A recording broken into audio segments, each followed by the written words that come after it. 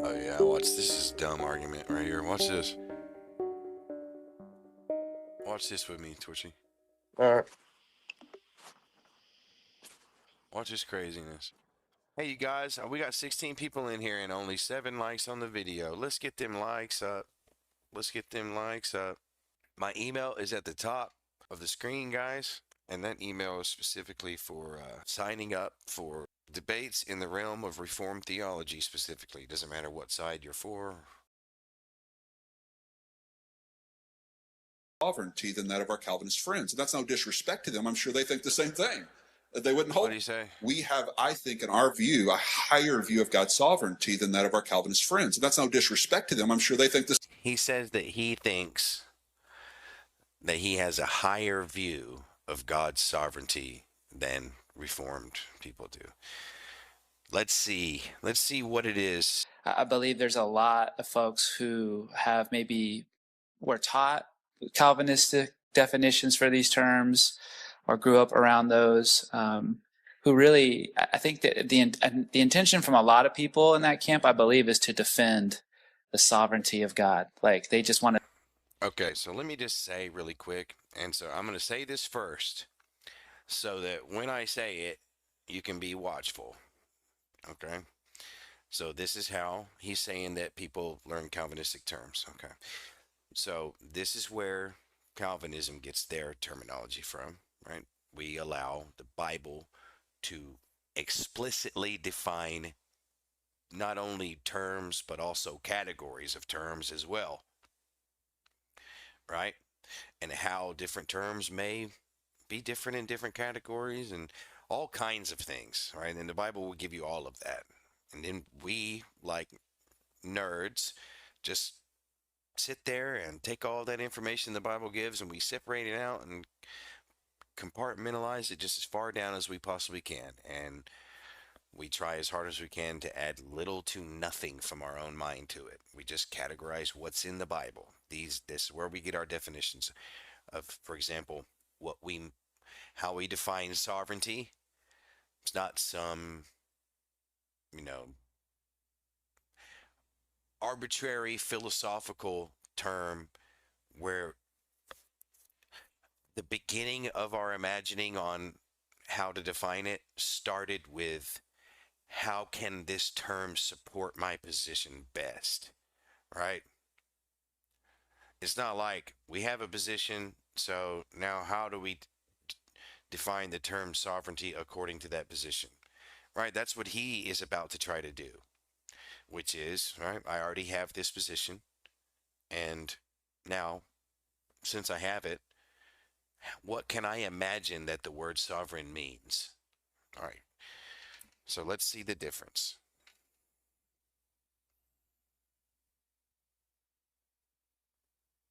To like recognize there's a God and we're not him, and what he says goes, and who are we to question him? I think that's very godly. I mean, I think that's the right way to look at it. But a question here that maybe you can help with, because for some this idea of provisionism is a new concept or a new system that they haven't heard as much. How can you articulate God's sovereignty as it applies to a provisionist soteriology? A lot of the discussions and the reasons that we talk past each other is based on definitions of terms, because I know all three of us on the stage, as well as everybody in this room, would probably say you believe in a sovereign God. All right, here we go. Exactly. He's even making the distinction too, except he's not going to, right? He's going to say there's a difference in definitions of terms, but then watch how there's no explanation of where the terms come from. He's just assuming that Calvinists are doing the exact same thing that he's doing, and because he can't fathom any other way to do it, he just doesn't even bring up the rationality behind where the terms are coming from, other than the philosophy itself. Watch. But what does sovereign mean? And the definition of sovereign is simply ruler.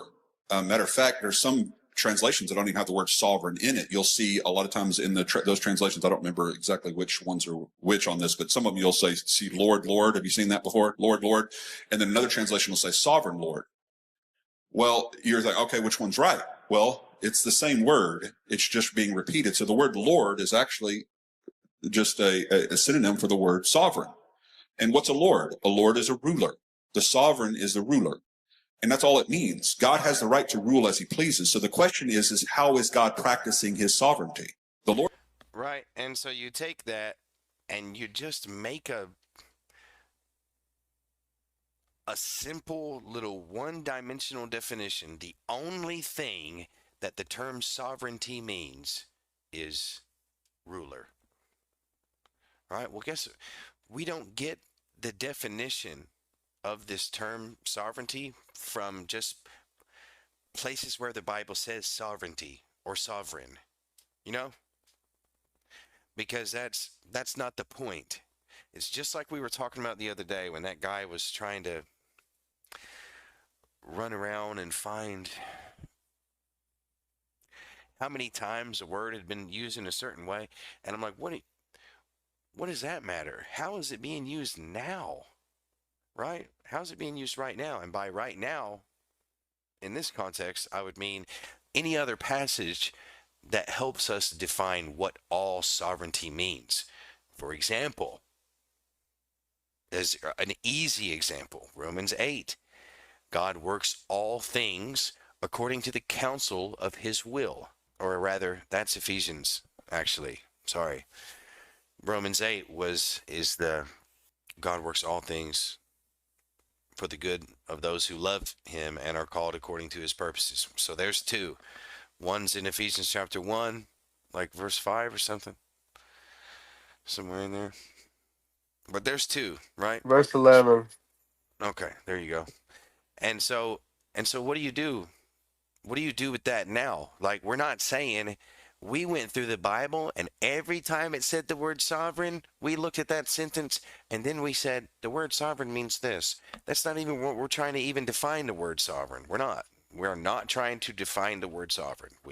The word sovereign is being used as a label for a doctrine that contains all kinds of stuff in it, right? It's the word sovereignty is just a box, and then all the stuff that's in the box is the doctrine, right? And so he's trying to simplify it down into a bait and switch, as usual, which, like, hi, you can agree that a sovereign is a ruler, right? Just like the sovereign of North Korea or the sovereign of China, whatever it is, you know? And you're like, oh, yeah, I can agree that the word sovereign can be used in a sentence that way. That must be exactly what the Bible's saying about God. He's just a ruler. Oh, I can be at peace now. God is not sovereign over me in that way. Oh, thank God. Someone has itched my ears with this one-dimensional, simple defining of a term from one perspective. And we're not even trying to define the term sovereign. We're trying to build a doctrine from the Bible, and we're labeling it arbitrarily with the word sovereign.